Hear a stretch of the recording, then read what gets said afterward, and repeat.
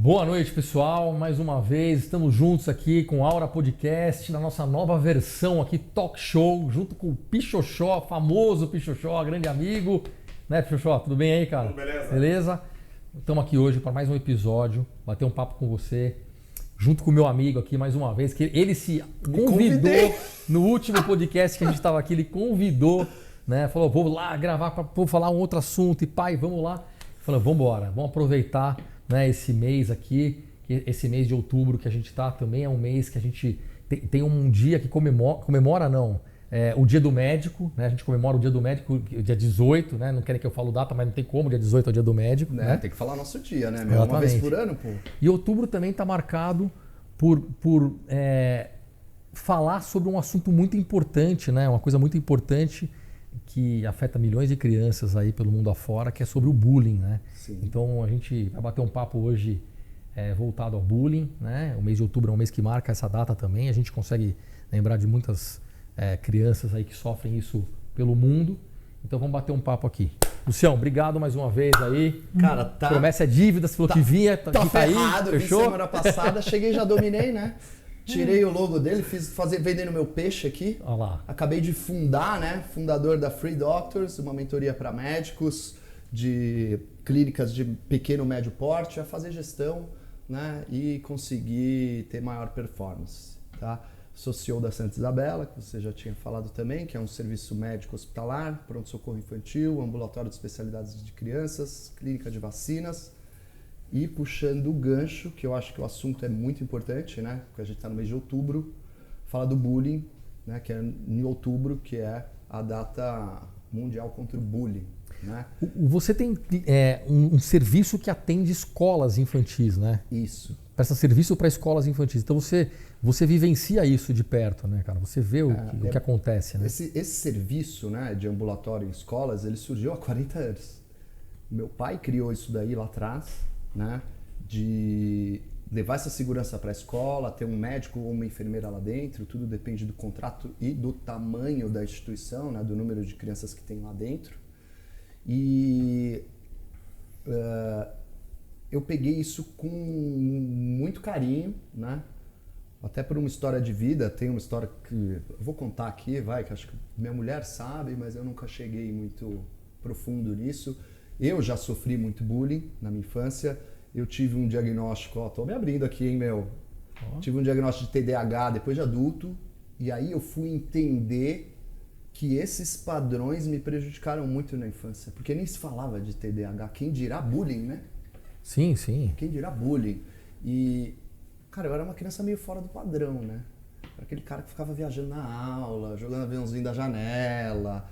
E eu fazia de tudo para sair da aula quando eu ficava desconfortável. E uma das coisas que eu fazia, né? Mãe, me perdoa. Eu lembro até hoje, meu pai me colocou num colégio de padres, tradicional, integral. Cara, foi uma tortura para mim. Eu ficava coçando o olho na aula para ele ficar vermelho. Porque eu sabia que eu ia descer na enfermaria e a tia da enfermaria ia pingar um colírio lubrificante que não ia dar nada e eu ia conseguir sair um pouquinho da aula. Não satisfeito, o controle era num papelzinho, né, André? E aí eu ficava olhando o relógio assim, pra ver a hora que ia dar uma hora redonda, tipo 10 horas. E aí eu falava, tia, melhorei.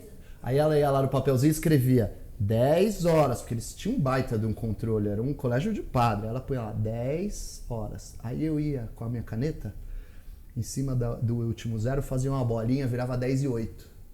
Aí eu passava... Desculpem. O cara tá rindo aqui. Revelando as coisas. Eu não tô ensinando, pelo amor de Deus. E eu ia lá gritar pra acordar os padres lá, que eu tinha uma raiva daquela escola, né? Que os padres dormiam até tarde e a gente tava lá estudando. Hoje eu entendo tudo isso, né? E revisando isso, eu revivi esses momentos. E como eu não me adaptei nessa escola, eu inclusive reprovei de ano nessa escola, eu tava na 6ª série. Foi muito difícil para mim, eu tinha 12 anos. O meu pai me colocou num colégio depois, eu não vou citar nomes aqui, que era totalmente o contrário, né? Era uma escolinha de marginais ali, a gente, a molecada fazia o que queria, né?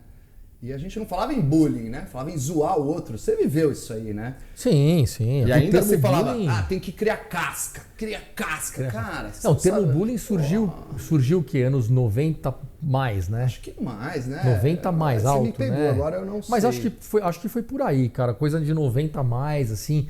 Porque na nossa infância aí, infância mesmo que de sofrer bullying, é isso que você falou. Não era bullying, era zoeira, era zoar, E muitas vezes era uma brincadeira, que achavam que era uma brincadeira, que zoava a pessoa. E se você não reagia, você era menininha, né? Você era... Exatamente. Exatamente. Eu até entendi, cara, por conta do TDAH, eu não conseguia autorregular muito minhas emoções na infância. Então qualquer coisa, eu chorava. Putz, cara, isso aí me quebrava na escola, cara. Aí os caras... Deitavam. Tal. E nessa escola foi mais difícil, né? Porque aí você se posicionava lá ou você era massacrado, né? E eu era muito bonzinho. E eu cheguei a pensar, isso daí nunca falei ao vivo, mas eu cheguei a pensar em me matar com 13 anos, né? Isso eu contei pra minha esposa, não detalhes, mas eu cheguei a colocar uma faca no pescoço. Na casa do meu pai é pesado falar isso. Gente, não tenho mais essa ideia, tá? Isso daí foi só esse momento. Mas isso você viveu por causa do bullying, né? Por causa do bullying, cara. Eu não queria ir pra escola. E o meu pai é um cara que vem de uma família muito simples, do interior, era um cara briguento, eu sabia das histórias dele, de infância. E como é que eu ia falar pro meu pai que eu tava sendo zoado na escola, que eu não tava fazendo nada, né? Num período que ninguém dava importância nenhuma pra isso, cara, e né? o meu pai, tipo, se eu falasse pra ele falava, desce a porrada no cara. Era isso aí. Naquela época era assim. Hoje, você é louco, você fala pro seu filho bater em alguém na escola, tá maluco. Então, em 2017, muita gente não sabe, principalmente eu acho os pais e gestores de escola, a gente já tinha o serviço, né? Pra você ter ideia, eu faço 7 a 8 mil consultas dentro de escolas por mês, fora meu sistema de pronto-socorro no ambulatório, dentro da escola. Então você vê que tem demanda, né? Em 2017, morreu uma criança num passeio escolar. Cara, isso foi muito pesado, né? E existe uma lei por causa disso, né? A lei Lucas Benali, né? Um menino que tinha 10 anos, tá? A mãe dele, se estiver vendo, pelo amor de Deus, me perdoe, eu tô falando o nome aqui, mas é para que as pessoas entendam que é para um bem maior. Em 2017, esse menino saiu num passeio escolar com os professores, tá? Aí não é bullying, mas saiu num passeio escolar com os professores e durante o passeio eles serviram um lanche, que, se não me engano, podem me corrigir, era hot dog. O menino engasgou com um pedaço de salsicha, cara. E não tinha uma alma ali da escola que soubesse fazer uma manobra de Heimlich, cara. Então não era um bebê que aspirou leite. Cara, um moleque de 10 anos, saudável, lindo menino, me morrer num passeio escolar porque engasgou com uma salsicha. Então assim, cara, existe uma lei hoje. Então o menino faleceu, se não me engano, foi em setembro de 2017 e em 2018 fizeram a Lei Lucas. A Lei Lucas nada mais é uma obrigação da escola e todos os centros onde há eventos infantis, né, que seja um parque, alguma coisa, ter profissionais, os profissionais da instituição têm que ter um curso básico, um BLS, né, um Basic Life Support, para tentar pelo menos fazer uma manobra básica, né? Eu tenho até eu gravei uma vez um vídeo, cara, que tá no YouTube. Eu nem tenho canal no YouTube, mas eu gravei um vídeo que tá no YouTube ensinando a desengasgar um bebê. Outro dia eu entrei com a Dani lá e lembrei disso. Falei, cara, tem não sei quantos 1000 visualizações. E eu entrei para ver os comentários assim, nossa, esse vídeo salvou meu bebê. Falei, cara, é uma coisa tão simples, né? Sim. Então eu tô contando essa história porque além da minha história de vida, que eu contei aqui de coração aberto, isso também mexeu comigo. E em 2018, eu já estava num processo de profissionalização da empresa violento, né? E eu estava em busca de um selo de qualidade que chama ONU, é tipo um ISO, né? Você sabe, o pessoal talvez não saiba, que é da Organização Nacional de Acreditação, E eu estava em busca desse selo e em 2018 eu tirei esse selo. Então a gente é uma empresa acreditada, recentemente a gente até subiu de nível. E por que não levar essa experiência para dentro da escola, né? E eu comecei a escrever esse projeto, na verdade eu implantei ele ano passado, ele ainda está em construção, que é o quê? Eu criei um ecossistema de dados que eu consigo identificar padrões dentro da escola. Porque isso daí tem 40 anos. Então era uma enfermeira que fazia anotação num papel, que depois passou por uma planilha de Excel e ficava nisso daí. Mas tinha medicação lá, você precisava mandar um antibiótico para sua filha tomar na escola, ela dava. E a gente sempre usou a retaguarda do nosso pronto-socorro para tirar a criança da escola numa emergência. Então a gente ou buscava com a ambulância, se a escola era menor e próxima, e as escolas maiores a gente coloca a ambulância lá dentro, né? Uma ambulância nossa, que desloca essa criança rapidamente. E aí eu falei, cara, a gente está num momento que tudo é dado. E aí eu, se puder, né, eu até vou mostrar para você entender a lógica. Eu consigo ver hoje a frequência que seu filho foi na enfermaria. Quando que ele vai? Que horas que ele vai? O que tomou? O que ele tomou? E eu rastreio isso. Hoje a droga lá, a medicada na escola, que tem uma enfermaria e um controle, tem lá um centro de estoque nosso, da nossa farmácia satélite, é tudo controlado por código de barra. Então eu sei o horário que a enfermeira deu e o que ela deu. Eu sei o lote, a validade, eu sei tudo da droga que eu tenho lá. E a droga que a mãe manda? Antigamente elas mandavam uma seringa num saquinho, a gente não aceita mais. Você tem que mandar um antibiótico na caixa original, por exemplo. Estou falando do antibiótico que é o mais comum, né?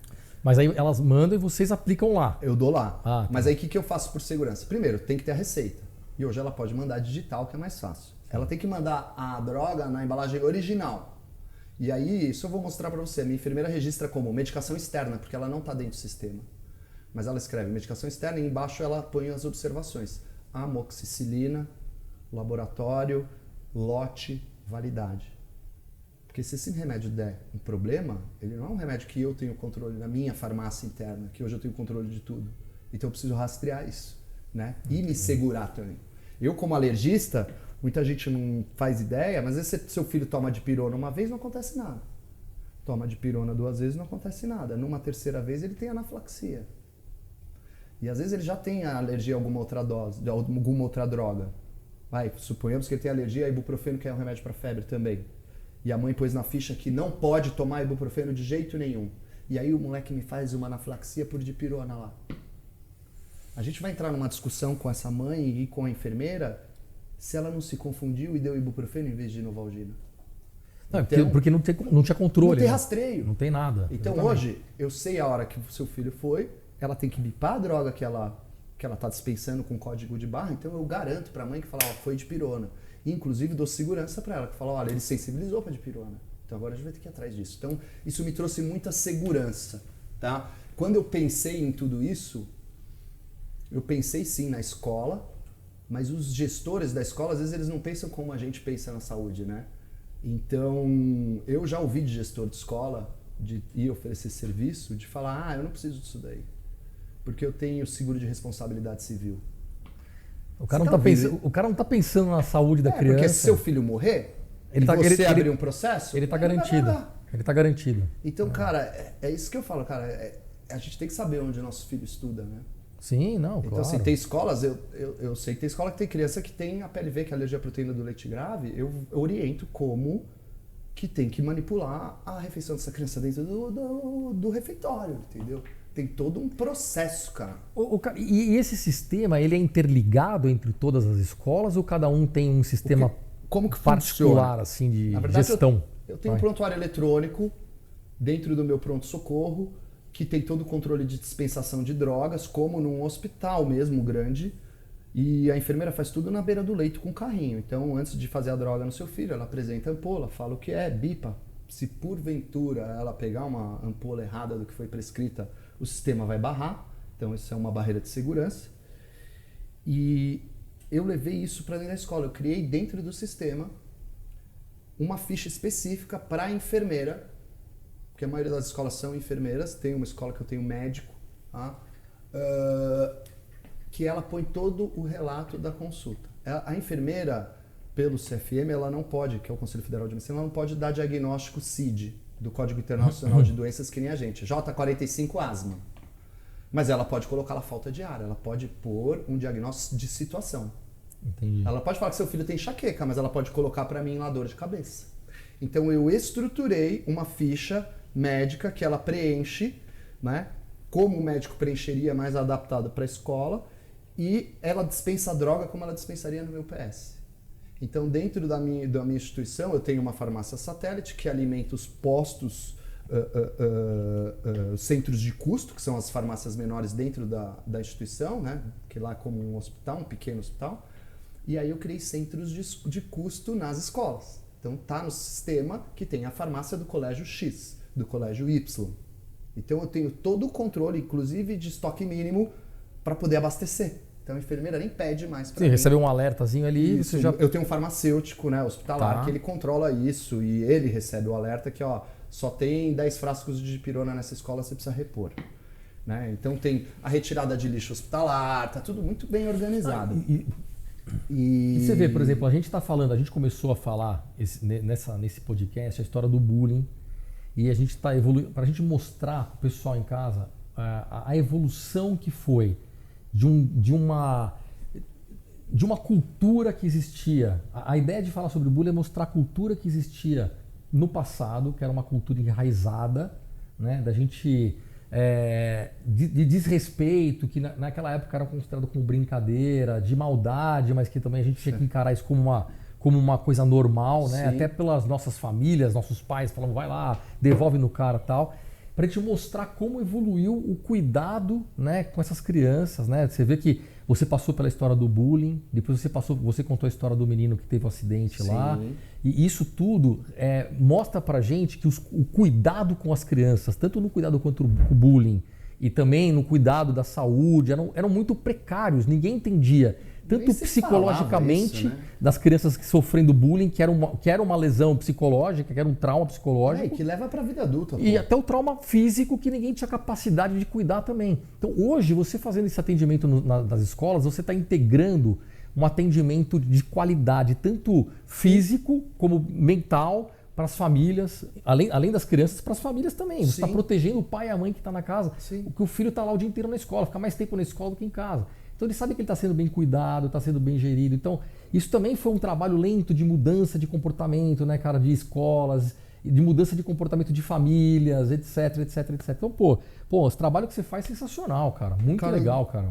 E graças a Deus, cara, eu faço as coisas com muito carinho, eu sempre fiz. Eu acho que por isso que Deus é muito bom com a gente, comigo, com a minha esposa, com a minha filha. Porque eu acho que tudo que a gente faz de coração, com diligência, com seriedade, com ética, né? O médico tem que ser ético, né? Eu acho que as coisas retornam, né? Claro. E eu coloquei nesse projeto a dor dessa mãe que eu falei e a minha dor, né? Cara, eu tenho 43 anos, eu sofri isso há 30 anos, mas eu não esqueço do que eu passei e o que eu sentia lá dentro do meu peito. Então, esse sistema, o que acontece? Eu consigo ver, por exemplo, se o teu filho tem dores de cabeça recorrentes e se isso ocorre sempre no final do dia.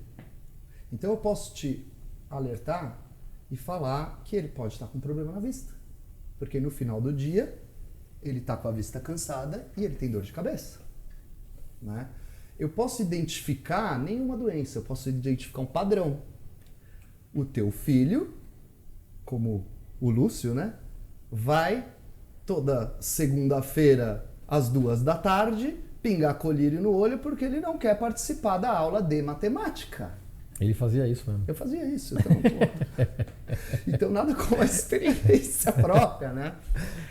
E isso também, falando em bullying, você começa a ver que aquela criança... Pô, aí você leva no médico, seu filho não está doente organicamente, né? Porque a doença psíquica, muitas vezes a gente demora um pouco mais para fazer o diagnóstico, né? E isso aparecer e a criança se abrir para falar isso com o pai. Eu passei por isso, né?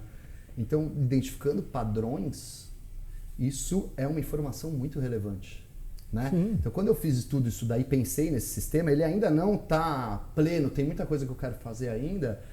Eu pensei em proteger a criança, a família e a escola também. Então me dói muito quando você ouve um gestor falar aquilo que eu te falei. Que, eu tenho seguro de Não, responsabilidade, sabe? Isso é absurdo. Absurdo, cara. Absurdo. Então esse cara não tá nem aí, ele tá pensando em faturar. Então quando eu pensei em fazer esse sistema, eu pensei na mãe, no pai e na criança. Tá? Então esse é um sistema que não é para vender para a escola. É um suporte familiar. É para levar para os pais. E quem sabe isso até ir para uma escola pública. Entendeu? É um suporte familiar. Então, assim, é um negócio que eu fiz com muito coração. Na escola, por exemplo, você pode identificar que você tem muito trauma num certo horário do dia, num dia da semana. E você ir lá para o gestor da escola e falar, querido, tô vendo que segunda-feira, 3 da tarde, as crianças se machucam mais aqui. Aí ele parar para pensar que ele sabe a rotina, falar, pô, é a hora da Olimpíada, a hora da educação física, ou eles estão se machucando no intervalo, que eles caem na escada ou numa rampa, que não tem um corrimão. Tô fazendo uma hipótese. Então, sim. Números falam, cara. Se eu puder mostrar isso rapidinho para você, né? Fazendo meu comercial de novo, né? Free Doctors, que eu acabei de fundar, e a empresa que eu sou CEO, sócio proprietário. Mas voltando, cara, tem uma lei, a galera não sabe, de criminalização do bullying, cara. Então o bullying é considerado um crime de intimidação e ele é considerado um crime hediondo, que pode levar a multa e até pena de prisão, tá? Isso não só na infância, como dentro de uma empresa também. Então a coisa é muito séria, tá? Fora essa lei, a lei do Lucas, que eu falei, né? É uma judiação, né? Um menino dessa idade, né? Engasgar com uma salsicha e ninguém saber fazer uma manobra simples de desengasgo, né? Então hoje isso é obrigatório desde 2018, a capacitação em primeiros socorros de professores, funcionários, escolas públicas e privadas ou até espaço de recreação que eu te falei, tá? Rapidamente aqui eu apaguei, né, os dados das escolas, não vou te mostrar, esse é o painel que eu tenho para eu poder fazer uma gestão e olhar, mas as escolas têm um individual, eles só veem a escola deles. Para você ter noção, ó, eu puxei isso daqui recente, ó, então de janeiro a setembro foram feitas 41 mil consultas em 6.500 alunos. Olha o volume de consulta dentro da escola. Aqui ó, são as escolas, eu tenho escolas maiores e menores, tem aqui os meses, né? Você vê que férias tem menos, que aí são atividades extracurriculares ou funcionários às vezes passam lá, os dias da semana e os horários de pico de ida no meu ambulatório, lá nos ambulatórios em geral. Principalmente queixa de trauma, dor de cabeça, outros gastrointestinal, medicação externa. Ela registra, quando a enfermeira registra que o aluno tem uma doença psicológica, como isso é persistente, e aí eu lembrei de mim, do meu TDAH, isso fica registrado no sistema da escola. Então eu sei que nesses 6.500 alunos aqui que passaram lá, eu tenho 28 alunos com autismo lá, nas escolas. Eu tenho 12 alunos que têm crise de ansiedade, eu tenho 9 TDAHs lá dentro confirmados. Ah, que legal, hein, cara? Poxa. Fora isso, eu tenho as doenças crônicas. Então eu tenho 73 alunos com asma, 69 com rinites, e ela pode ir acrescentando, tá? As séries, então eu consigo ver as séries com maior atendimento, condutas, tá? Que nem eu te falei, elas não podem dar diagnóstico, então tá aqui em cima, trauma, dor de cabeça, aí elas fazem compressa de gelo, limpeza, curativo, lavagem nasal e remédio para febre, por exemplo, que é um medicamento, tem protocolo institucional para ela medicar corretamente. E o que a gente fez? Se ele foi lá para a clínica, teve que ser deslocado para lá, se ele voltou para a atividade, se ele teve que ir para o hospital, às vezes o pai quer que leva para o Einstein. A gente leva para o Einstein, a gente põe na nossa ambulância e leva para o Einstein, tá? Perfil de idade, né? Então você vê que tem uns adultos lá que às vezes os professores passam, e perfil de sexo, tá? E isso é só escola privada. Isso é tudo escola privada. Tá? Pública você não tem nada disso. Não tenho, ainda. mas eu gostaria... Mas olha, isso seria maravilhoso. Cara, né? número fala. Maravilhoso. Eu queria levar isso pro público. Uma métrica... Eu queria que isso chegasse em alguém do público. Aqui, só para você entender, eu filtrei a escola de maior volume, você vê que está clicado aqui, e nessa escola rodaram 10 mil consultas de 1.500 alunos. Tá? A escola em questão, ela tem um painel desse só para ela, onde ela não vê os outros colégios, né? Ela vê só o dela. Eu que filtro aqui porque eu identifico o padrão. As datas de semana, que ele tem mais, a mesma coisa. E conforme ele vai selecionando outras coisas, aqui eu selecionei a escola, mas eu posso selecionar essa escola, eu quero saber trauma. Então, quantas crianças têm trauma? Dessas que tiveram trauma, quantas foram autistas? 2. Olha quanto que você estratifica de dado, tá? E aí, eu tenho um outro painel que eu tenho um ranking. E eu vejo quantas vezes as crianças que foram mais vezes, eu tenho crianças que vão mais de 100 vezes, muitas vezes porque é medicação externa, tá? Porque ele tem que tomar remédio contínuo. O que esfrega o olho assim, que vocês têm Aqui também? ele tem também que vai pingar colírio, dá pra pegar esse cara, esse pilantra aí. E assim, eu selecionei essa criança na questão, né, que aí filtrou ela, então tudo que tá aqui em cima é desta criança. Então ela foi 39 vezes, tá? Que é um aluno aqui, com essas queixas nesse período de 9 meses. Doença psicológica ela não tem uma patologia crônica. A conduta, a maioria às vezes eles vão lá dar migué mesmo, aí ela põe não informado, observação, gelo, limpeza curativa, a maioria ela voltou para atividade ou a mãe foi buscar, tá? Eu tenho aqui, é que eu tapei, lógico, né, os dados da menina, tá? Que é uma menina, eu tapei, mas eu sei o horário, data que ela passou, que eu consigo falar com a mãe, a frequência que ela vai, e eu consigo filtrar ela naquele painel. Então aqui naquele painel eu filtrei ela, fui lá, busquei o nome dela, tá? E aqui eu tô vendo o padrão dela. A escola que ela tá, os meses que ela foi mais, o dia que ela vai mais é segunda-feira e geralmente no período da tarde. Eu dar essas informações para a mãe, talvez eu não consiga falar para ela o que está acontecendo, mas a mãe fala, o gestor também, ela não gosta de aula de educação física. Ou essa menina está tendo algum problema mesmo. Não, é muito legal, tá? Isso aí, cara. Então ela é da educação infantil, pré-escolar, né, que é a idade dela, as queixas, tá? Então eu filtrei só os atendimentos dela, tá? Quando eu filtro só segunda-feira, aí eu pus mais um filtro. Eu quero saber só segunda-feira, o que está acontecendo, que ela foi 14 vezes na segunda-feira.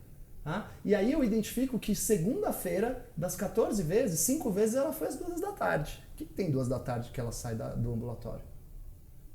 Ela passou a manhã lá e ficou com dor de cabeça, que eu te falei no início? Ou é uma aula que ela não gosta? Cara, isso é muita informação. Realmente. Aqui, só que você me perguntou, é a mesma estrutura que eu uso dentro do meu pronto-socorro, onde a enfermeira faz o registro da prescrição. Aqui é uma medicação que trouxe de casa, que é um paciente asmático. E aqui, ó, 3 jatos, puff, a mãe mandou de casa, ela coloca nome comercial, o medicamento que a mãe enviou, lote e validade. Então eu consigo rastrear um medicamento que não está dentro da minha farmácia. Tá? Então aqui eu vejo todas as datas que foram feitas as medicações e é isso. E aí eu consigo também, isso tem contato direto com a minha triagem de emergência lá no meu pronto-socorro. A minha enfermeira tá vendo esse paciente passando lá na escola. E elas conseguem conversar entre si. Olha, preciso mandar essa criança para ir rápido, né? Esse aqui é um caso muito legal, porque eu criei também um ecossistema lá que eu pus todos os protocolos, os mesmos protocolos que os meus médicos e as minhas enfermeiras veem no meu pronto-socorro, as enfermeiras do colégio também veem. Então eu tenho meus manuais, minhas normas, meus POPs, que são procedimentos operacionais, regimentos, planos, políticas, protocolos, treinamentos. Tá? Ela filtra, então ela pode ver os documentos só que são direcionados para o colégio. Aquele vídeo que eu estava te mostrando é o quê? Eu tenho um paciente, cara, que a escola me ligou, que entrou um hemofílico na escola. E não sei se você sabe, a escola não pode negar a entrada de uma criança, né? E aí, como é que faz? E eles me chamaram, eu fui conversar com os pais, porque eu tenho ambulância nessa escola. Mas se esse moleque sofreu um sangramento, talvez ele não chegue no hospital. Porque ele vai sangrar, cara. E aí o remédio é de alto custo. O fator 8 é fornecido pelo SUS. Só que é um remédio complicado de preparar. Nem toda enfermeira sabe. Eu não sabia.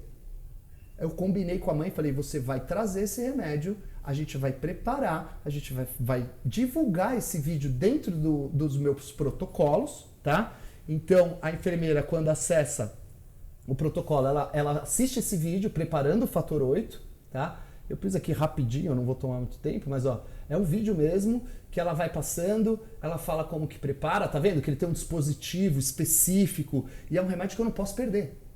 Inclusive, esse é um remédio que fica refrigerado. Eu tive que deixar um frigobar só para essa medicação com controle de temperatura na escola. Então, quem está no background, os pais que têm filhos saudáveis, o gestor da escola, não faz nem ideia disso daí, né? Não, nem da ideia. Complexidade disso daí. Ideia. Né? Então, isso me traz muita segurança. Tá? Aqui é o nosso ambulatório, que eles também são direcionados para lá. Ô, André, teu filho tem asma, cara. Ele tá indo toda hora cansado lá. A gente tem pneumologista, você não quer levar lá? Né? Então esse é só o nosso padrão, isso daí é o nosso ambulatório, a carinha do nosso pronto-socorro, com a ambulância, a nossa sala de espera, né? Consultório do pronto-socorro e a nossa sala de emergência. Aí legal. você me diz, né? Que eu acabei aqui a apresentação. Cara, eu tô querendo vender só ou eu tô querendo gerar segurança? Então quando eu falo que eu fiz isso com muito carinho e de coração, cara, eu ainda às vezes fico meio chateado porque as pessoas ainda não entenderam o poder que isso aqui tem. Até o meu pai tem dificuldade, que eu já conversei com ele inúmeras vezes, né, Dr. Marum? E ele fala para mim que o gestor de escola é complicado, que eles fazem uma gestão de recurso muito grande e não entendem o valor disso aqui, que isso aqui não é preço, isso aqui é valor. Sim, é valor. Você tem um produto na mão que é um absurdo de métricas, que você consegue ajudar, cara, demais a criança e os familiares. Você consegue ajudar a prevenir até acontecimentos de doenças futuras. Você consegue orientar e educar a família.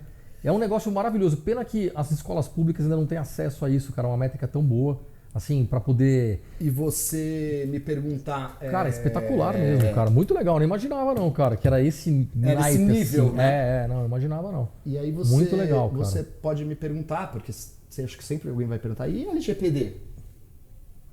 Todos os meus funcionários assinam um termo de confidencialidade para entrar na empresa. Mesmo os médicos que não são...